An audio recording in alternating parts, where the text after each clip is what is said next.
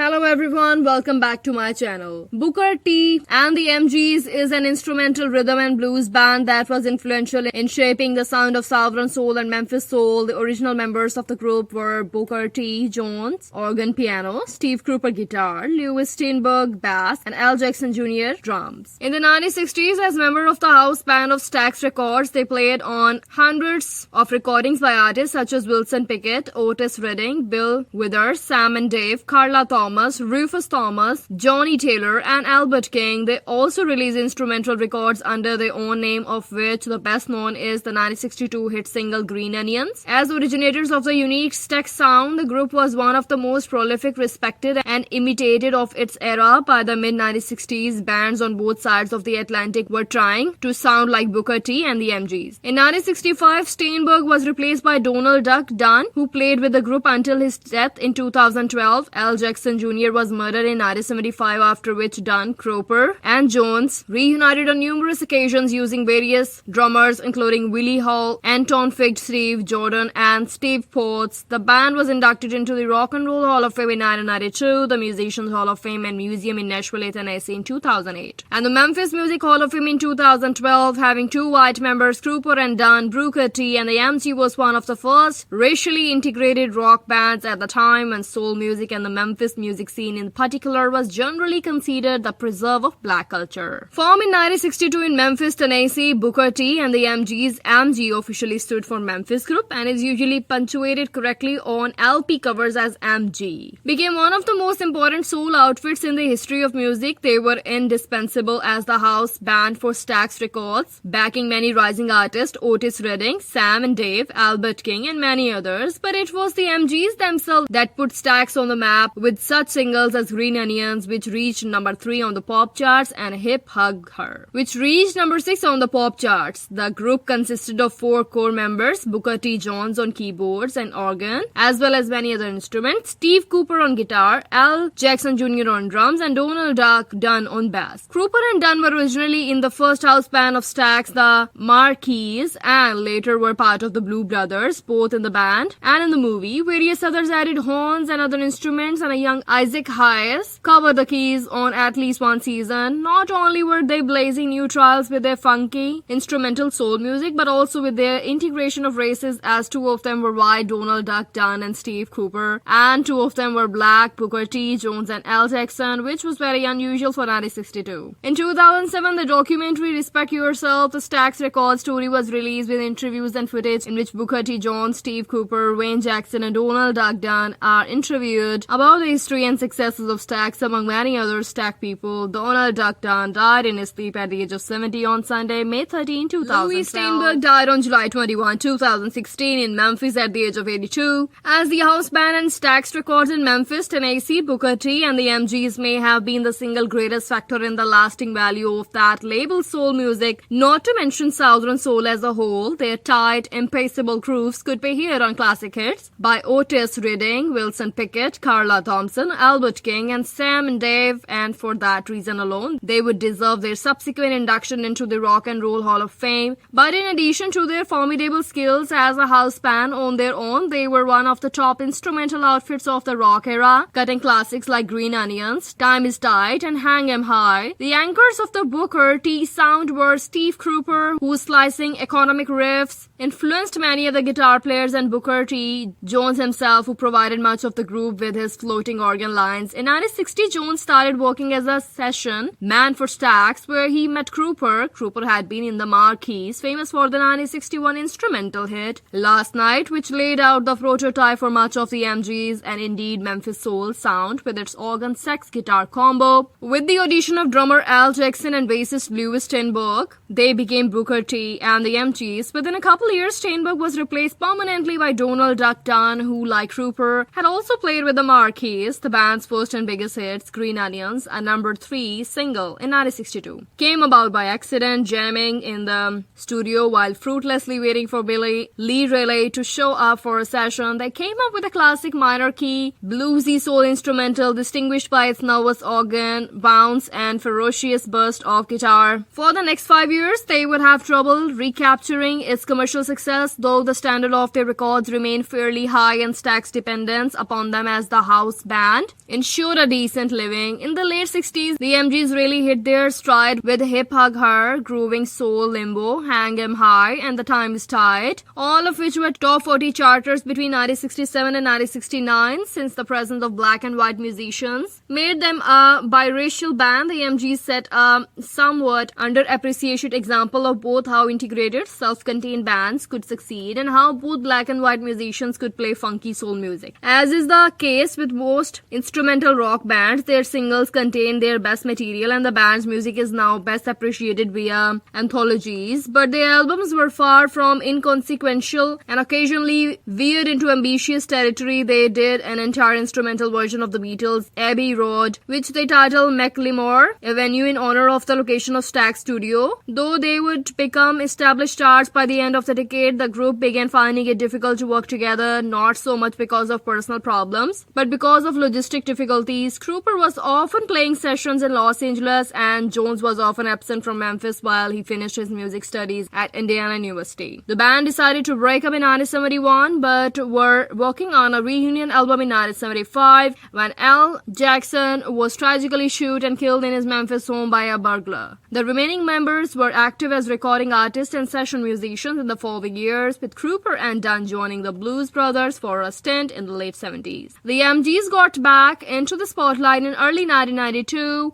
when they were the house band for an extravagant Bob Dylan tribute at Madison Square Garden. More significantly, in 1993, they served as the backup band for a Neil Young tour, one which brought both them and Young high critical marks. The following year, they released a comeback album arranged in much the style of their vintage 60s side, which proved that their instrumental skills were still intact. Like most such efforts, though it ultimately failed to recreate the spark and spontaneity it so obviously wanted to achieve, Jones continued with his own musical output through the following decades, often leading his instrumental skills to other artists and occasionally issuing his own albums, such as the 2009 solo effort Potato Hole. Bassist Dunn, intermittently active with festival and tour appearances after the turn of the millennium, had been touring with Cooper and Eddie Floyd in Japan during May 2012 when he died in his sleep in the Tokyo hotel Richie Unterberger. Thanks for watching. Like, share and comment.